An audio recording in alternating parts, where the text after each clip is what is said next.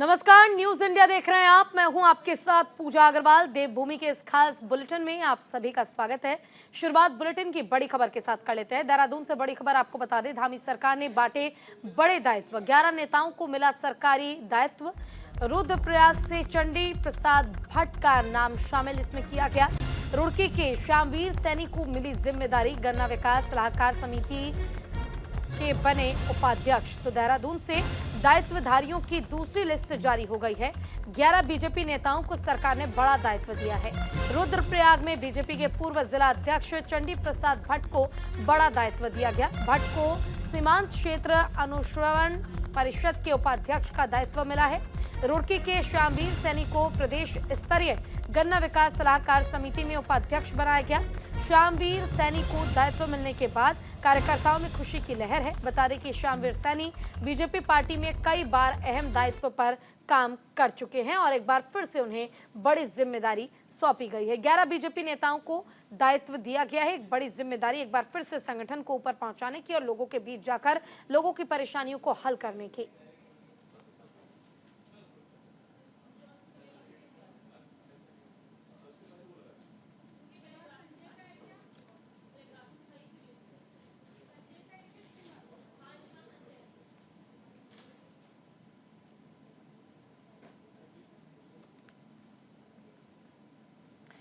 धामी सरकार के नए उपाध्यक्ष कौन है? चंडी प्रसाद भट्ट सीमांत क्षेत्र अनुश्रवण परिषद के जिम्मेदारी उन्हें दी गई है। विनोद उनियाल महिला उद्यमिता परिषद की जिम्मेदारी उन्हें दी गई है। श्यामवीर सैनी गन्ना विकास सलाहकार समिति की जिम्मेदारी उन्हें सौंपी गई है। ये दायित्व उन्हें दिया गया है। राजकुमार बागवानी विकास परिषद इन्हें सौंपा गया।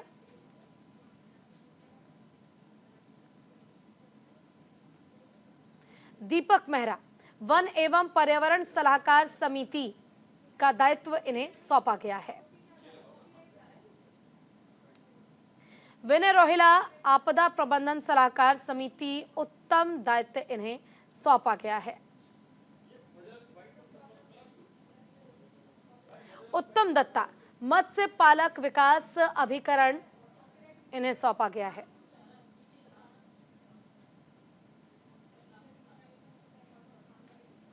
दिनेश आर्य पेयजल अनुश्रवण परिषद इन्हें सौंपा गया।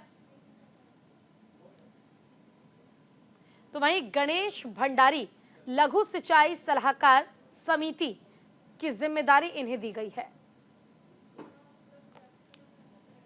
देवेंद्र भसीन उच्च शिक्षा उन्नयन समिति की जिम्मेदारी सौंपी गई है देवेंद्र भसीन को। विश्वास डाबर अवस्थापना अनुस्मरण परिषद की जिम्मेदारी सौंपी गई है इन्हें। और इसी पर ज्यादा जानकारी के लिए हमारे साथ हमारे संवाददाता अनुज अवस्थी जुड़ गए हैं।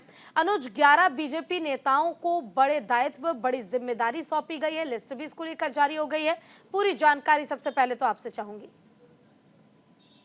बिल्कुल पूजा, एक बार फिर से न्यूज इंडिया की खबर का असर हुआ है। न्यूज इंडिया ने लगातार इस खबर को चलाया है कि मुख्यमंत्री पुष्कर सिंह धामी जल्दी खुशखबरी दे सकते हैं और दिल्ली दौरे से लगा करके अब तक की सारी अपडेट न्यूज इंडिया लगातार दे रहा था। और इस बात पे अब मुहर भी लग गई है कि कल देर रात 11 लोगों को दायित्वधारी मुख्यमंत्री पुष्कर सिंह धामी ने मुहर लगा दी है। 11 लोगों को दायित्व बांटे गए हैं, जिसमें से चंडी प्रसाद भट्ट है, देवेंद्र भसीन है, दिनेश आर्या समेत बीजेपी के जो 11 कार्यकर्ता है, इनको दायित्व दिया गया है। इनको कई ऐसे जो परिषद है, चाहे वो अनुश्रवण समिति हो, चाहे वो महिला एवं बाल कल्याण हो या पेयजल समिति हो, तो इन तमाम जो जितने समितियां हैं इनका उपाध्यक्ष और अध्यक्ष बनाया गया है। साथ ही साथ अगर बात करें, चूंकि 11 लोग हैं और इनका जो चयन किया गया है, जब मुख्यमंत्री पुष्कर सिंह धामी पूजा दिल्ली गए हुए थे, दिल्ली दौरे के दौरान उनकी बातचीत केंद्रीय नेतृत्व से हुई थी। केंद्रीय नेतृत्व के द्वारा अब जो बीजेपी के संगठन के जो कोर कमेटी के लोग हैं, इनको दायित्व दिया गया है और ये इस दायित्व का निर्वहन भी कर रहे हैं। सबसे बड़ी चीज बीजेपी की ये लगातार, चाहे उत्तराखंड की अगर बात करें या अन्य प्रदेशों की अगर बात करें, जो संगठन में लगातार कार्य कर रहा है, जो बूथों में जाकर के लगातार कार्य कर रहा है, जो क्षेत्र में जाकर के लगातार कार्य कर रहा है, बीजेपी उसे ही दायित्व देती है, चाहे वो कैबिनेट स्तर का हो या राज्य स्तर का हो। तो अब जिस तरीके से 11 लोगों की ये लिस्ट जारी हुई है, ये लिस्ट इसमें जितने भी लोग हैं, करीब 11 लोग हैं, और ये 11 लोग करीब-करीब जमीन से जुड़े हुए लोग हैं, क्योंकि चाहे वो विश्वास डाबर की अगर बात करें, देवेंद्र भसीन की अगर बात करें, तो ये जो तमाम 11 लोग हैं, ये 11 लोगों को बीजेपी ने दायित्व सौंपे हैं, और जाहिर सी बात है कि 2024 से पहले बीजेपी अब जो सरकार है, उत्तराखंड की सरकार, वो कैबिनेट के पद भी भरेगी। जी पूजा। बिल्कुल। और देखिए, कैबिनेट के पद भरे जाएंगे, लेकिन इससे पहले जो कि आपने जिक्र किया कि लगातार न्यूज़ इंडिया इस खबर को दिखा रहा था कि जल्द ही बड़े दायित्व हैं वो सौंपे जा सकते हैं। लेकिन ऐसे में अनुज, आपसे ये भी जानना चाहूंगी, क्योंकि अब दायित्व सौंप दिया गया है, अब एक बहुत बड़ी जिम्मेदारी इनके ऊपर होगी, क्योंकि बूथ स्तर पर मजबूती के लिए बीजेपी हमेशा काम करती है। अब आखिर जब दायित्व सौंपे गए, तो जो भारत विकास संकल्प यात्रा भी चलाई जा रही, योजनाओं के बारे में लोगों को जागरूक भी किया जा रहा है, तो क्या इनका योगदान अब इसमें भी देखने को मिलेगा?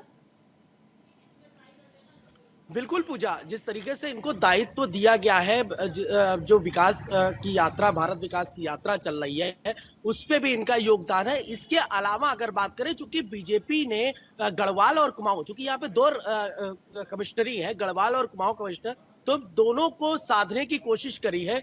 गढ़वाल से भी 4 नेताओं को लिया गया है, और कुमाऊं से भी करीब करीब 4-5 लोगों को लिया गया है। तो दोनों तरफ से एक कॉम्बिनेशन बनाने की जो बीजेपी की रणनीति और तैयारी चल रही है, ये 2024 में भी यही रणनीति रहेगी। उसी से पहले उन्होंने ये बीजेपी के जो कार्यकर्ता थे, जो लगातार इस बात को लेकर के बोल रहे थे कि हमें दायित्व नहीं दिया जा रहा है, तो उनको दायित्व दिया गया। और हाँ, पूजा, एक और लिस्ट अभी और आना बाकी है, क्योंकि अभी 11 लोगों की, पहले 10 लोगों की लिस्ट आई थी, अभी 11 लोगों की लिस्ट आई, और कुछ दिन बाद अभी 10 या 11 लोगों की लिस्ट और आनी बाकी है, क्योंकि बीजेपी के जो कार्यकर्ता हैं, वो लगातार संगठन के लिए काम कर रहे हैं, और उनकी मांग ये है कि हमें कोई ना कोई दायित्व या हमें कोई ना कोई पद दिया जाए। तो इसको लेकर के जैसे ही कैबिनेट के जो पद भरे जाएंगे, उसके बाद फिर ठीक है। से एक लिस्ट राज्य के जो पदाधिकारी है, उनकी एक लिस्ट फिर से जारी की जाएगी। जी ठीक है अनुज, आपका बहुत बहुत शुक्रिया इस तमाम जानकारी के लिए।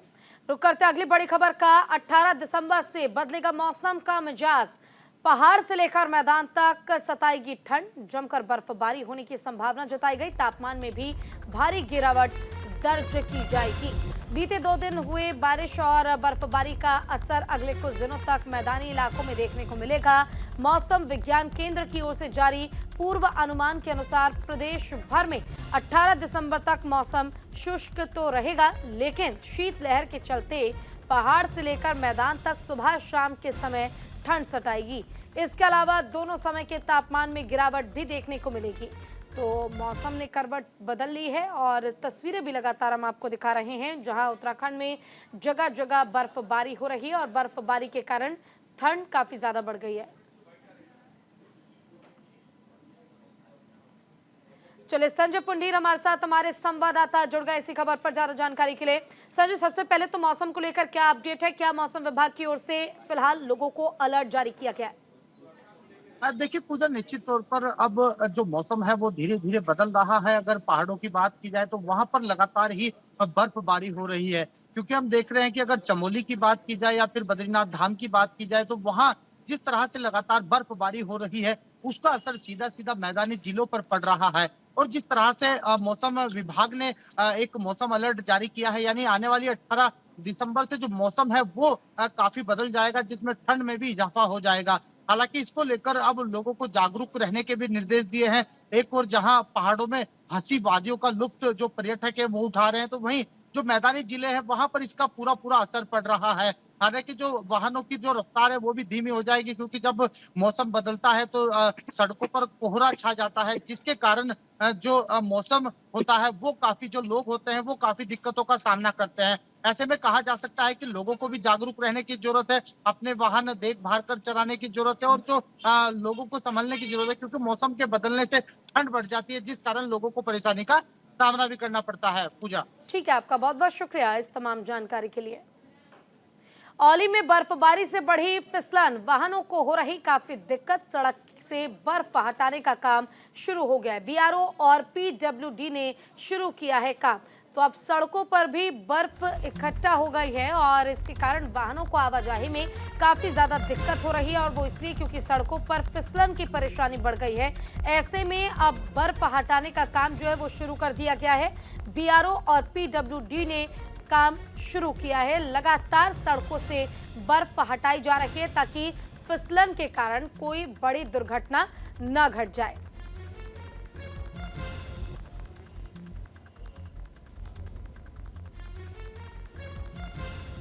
तो वाहनों को हो रही दिक्कत के कारण ये फैसला लिया गया। बर्फ लगातार हटाई जा रही है। इस काम को बीआरओ और पीडब्ल्यूडी विभाग की ओर से किया जा रहा है। हालांकि आपको बता दें, ठंड काफी ज्यादा बढ़ गई है। दिसंबर का महीना है और ऐसे में बर्फबारी जो है उत्तराखंड के कई जिलों में, कई क्षेत्रों में देखने को मिल रही है और काफी ज्यादा ठंड वहां पर बढ़ गई है।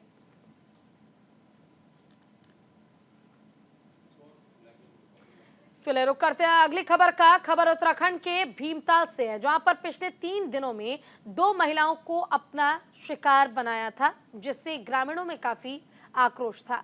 वो बाघ को आदमखोर घोषित कर उसे मारने की मांग कर रहे थे। वन मंत्री सुबोध उनियाल ने बाघ को आदमखोर घोषित कर दिया। अधिकारियों ने घटनास्थल पर 36 कैमरे और आसपास 5 पिंजरे लगाए थे, लेकिन नैनीताल हाईकोर्ट ने इस मामले पर स्वयं संज्ञान लेते हुए वन्य जीव को मारने पर रोक लगा दी है। न्यायमूर्ति शरद कुमार शर्मा और न्यायमूर्ति पंकज पुरोहित की खंडपीठ ने वन विभाग से कहा है कि हमलावर या हिंसक जानवर की पहचान करने के लिए कैमरे और पकड़ने के लिए पिंजरे लगाए।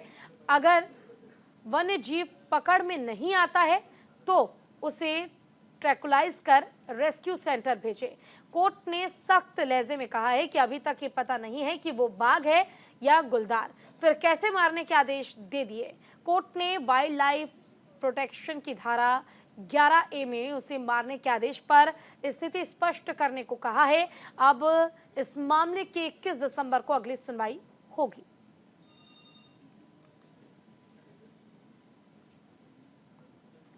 बीजेपी प्रदेश अध्यक्ष महेंद्र भट्ट ने विकसित भारत संकल्प यात्रा के तहत जोशीमठ में आयोजित शिविर में प्रतिभाग कर सरकार की जन कल्याणकारी योजनाओं के लाभार्थियों को प्रमाण पत्र देकर सम्मानित किया। उन्होंने सरकार द्वारा चलाई जा रही योजनाओं के बारे में जानकारी देते हुए कहा कि आज प्रधानमंत्री आवास, पीएम किसान उज्ज्वला जैसी अनेकों योजनाओं से गरीबी को दूर किया जा सकता है और गरीबों का जीवन खुशहाल बनाया जा सकता है।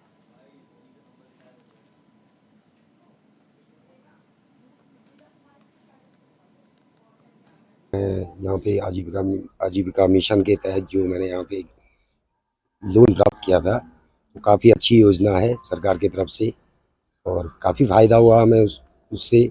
और एक कम दर के ब्याज पे हमें जो ये यहाँ पे लोन मिला था, वो हमने आज तक अच्छी योजना चला करके, अच्छी दुकानदारी करके और अच्छा लाभ मिला हमें। बहुत फायदा हुआ हमको। हमारे 4 साल से मकान रुकी थी और ऊपर के साल आए ये प्रधानमंत्री योजना, बहुत लाभ हुआ हमको। हमारा घर बन गया और 2 कमरे, लैट्रिन, बाथरूम, किचन सब बन गया और बहुत लाभ हुआ। हम जैसे हम गरीब आदमी थे, हमारे पास कुछ नहीं था, तो सरकार ने बहुत मदद की हमारी, प्रधानमंत्री ने। खबर रुड़की से, जहां पर 5 दिन से लापता शाकिब का शव लंढौरा में मिलने के बाद मंगलौर पुलिस के साथ साथ खुफिया विभाग के अलर्ट होने के बाद हत्यारों के कई राज्यों से पर्दाफाश हो गया। आपको बता दें कि शाकिब, उज्जवल और आदेश तीनों अलग मामले में नाबालिग होने के समय से क्राइम के मामले में माहिर थे।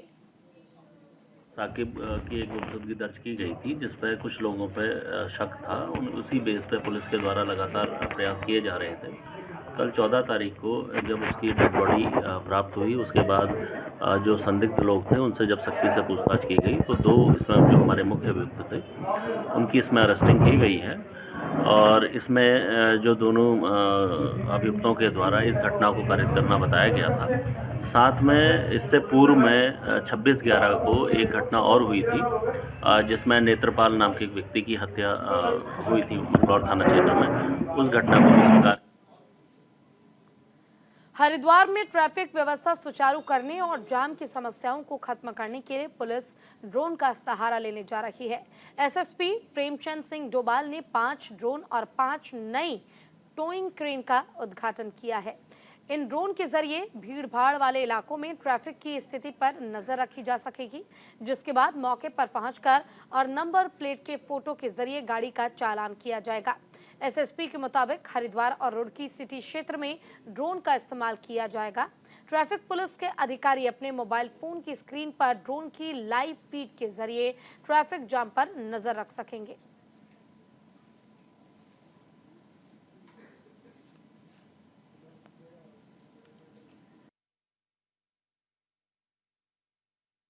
ड्रोन के माध्यम से हम लोगों के द्वारा जो अत्यधिक दबाव वाले क्षेत्र हैं उस पर हम लोग नज़र रख सकेंगे और साथ में टोइंग अपनी जो कैपेसिटी है उसको बढ़ाने के लिए हम लोगों ने 5 पीपीपी मोड पे नए क्रेन्स हायर किए हैं। उनको हम लोग नई जगह पर प्लेस करेंगे और जो पार्किंग गलत तरीके से की गई है उसको हम लोग वहाँ से रिमूव करने के लिए और सुचारू रूप से चलाने के लिए ट्रैफिक को इस व्यवस्था को आगे लगाएंगे। लाइव फीड इसमें बिल्कुल देखा जा सकेगा और जो हमारे ऑफिसर्स हैं उनके मैप उसके जो मोबाइल्स हैं उन पर हम वो लोग ऐप इंस्टॉल करके।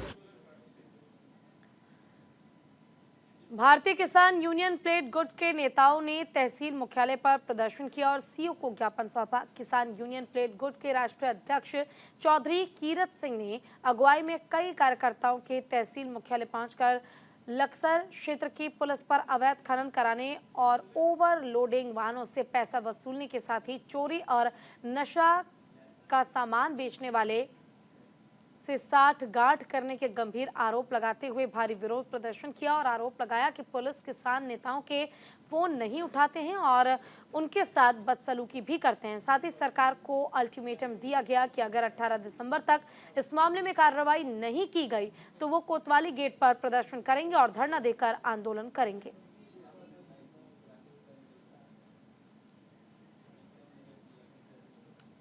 कार्य प्रणाली को देखते हुए हमने 18 तारीख के लिए नोटिस जारी किया। 18 तारीख को हम लक्सर कोतवाली पर धरना प्रदर्शन करेंगे।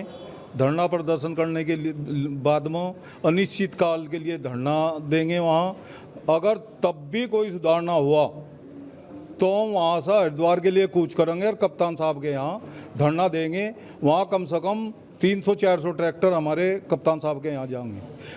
ऐसा पुलिस की कार्य प्रणाली इतनी खराब हो चुकी है, अगर कोई भी व्यक्ति जा उसकी सहायता भद्रता पेश करी जा, कोई बात सुनी नहीं जाती, जो क्रिमिनल है उन्हें छोड़ दिया जाता पैसे लेकर। पुलिस थाने का ऐसी स्थिति हो रही है कि ये किसी का दखलबाजी नहीं चाहते। ये चाहते हैं कोई फैसला भी हो तुम्हारे हिसाब तो हो, तुम्हारी लूट खसोट में कहीं कोई दिक्कत ना हो, और चाहे खनन से लगाकर चाहे और लोड तक सारा सिस्टम इनके हिसाब चल रहा है। जो एंट्री होगी और किसी इलाके में किसी का कोई वो नहीं, इनका सीधा सीधा पैसा कमाओ ये काम चल रहा है। ये दरोगा ही तो फोन उठाना पसंद नहीं करते किसी जनप्रतिनिधि का। ये स्थिति खड़ी, इसके खिलाफ हमने आज ज्ञापन दिया और इसके खिलाफ 18 तारीख में हमारा थाने पे ही होगा धरना प्रदर्शन के खिलाफ। वहीं से बताओगे सारा मामला ना। देखिए, अभी ये जो पटेल गुट का किसान संघ है इसमें चौधरी कीरत सिंह जी और उनके कुछ समर्थक आए थे और उन्होंने पुलिस की कार्यशैली को लेके एक प्रार्थना पत्र एक ज्ञापन के रूप में दिया है कि कुछ विषय ऐसे हैं कि पुलिस उस पर ध्यान दे और आगे उस पर प्रभावी कार्रवाई करे। तो इस संबंध में जो न्याय विधिक होगा उसमें कार्रवाई की जाएगी और पूरी कोशिश की जाएगी कि पुलिस की कार्यशैली बेहतर हो। वहीं उत्तराखंड के लक्सर से बेहद हैरान कर देने वाला मामला सामने आया है। बहादुरपुर खादर गांव में बीती रात 1 दर्जन से ज्यादा हथियारबंद बदमाशों ने एक युवक पर हमला कर दिया। घटनास्थल से अपनी जान बचाने के लिए युवक ने शोर मचाया और इस दौरान बदमाशों ने युवक पर गोली चला दी। गोली की आवाज सुनकर ग्रामीण मौके पर इकट्ठा हुए और मौके पर मौजूद ग्रामीणों ने बताया कि उस वक्त कई राउंड फायरिंग दोनों ओर से की गई और इस दौरान एक ग्रामीण के घायल होने की बात भी कही जा रही है। मौके पर बदमाश हवा में फायरिंग करते हुए मौके से फरार हो गए। सूचना मिलते ही स्थानीय पुलिस ने कार्रवाई शुरू कर दी है। कुछ देर पहले ये सूचना प्राप्त हुई थी कि बहादुरपुर खादर में कुछ लड़के आपस में झगड़ रहे हैं और पथराव हो रहा है और फायरिंग की भी सूचना आई थी। तो इस सूचना पे हमारा पुलिस बल जो है तत्काल मौके पे आ गया और मुझे भी सूचना मिली है, तो मैं भी यहाँ पर हूँ और पूछताछ चल रही है। इसमें संज्ञान में आया कि कुछ लड़के आपस में जो विवाद था, आपसी रंजिश निकालने के लिए आपस में पथराव और हाथापाई कर रहे थे और कुछ फायरिंग की भी बात इसमें प्रकाश में आई है। तो इसमें की तस्दीक करके इस पर आवश्यक विधिक कार्रवाई की जाए। और इसी के साथ फिलहाल के लिए उत्तराखंड की खबरों में बस इतना ही, लेकिन देश की तमाम बड़ी खबरों के लिए आप देखते रहिए न्यूज़ इंडिया। नमस्कार।